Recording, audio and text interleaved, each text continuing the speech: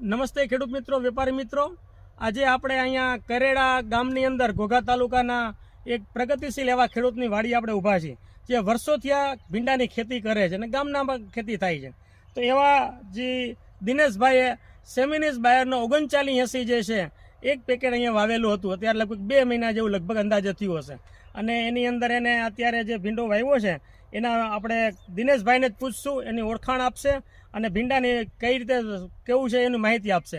આજે જે છે એ 7/12/2025 આપણે અહીંયા અત્યારે ઊભા છીએ. નમસ્તે દિનેશભાઈ, તમારું નામ અને ગામ જણાવશો?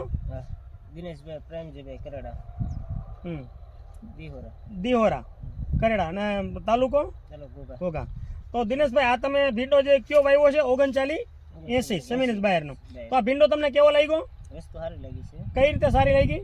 તોડવામાં સારો છે, ફૂટમાં સારો છે. તોડવામાં સારો, પછી ફૂટમાં ફૂટમાં સારો, સારો, પછી વેચાણમાં સારો છે, ક્વોલિટી સારી છે. વેચાણમાં ક્વોલિટી સારી છે અને એના સિવાય રોગ જીવાત ઓછી આવે. રોગ જીવાત હાવ ઓછી આવે છે. હે ને?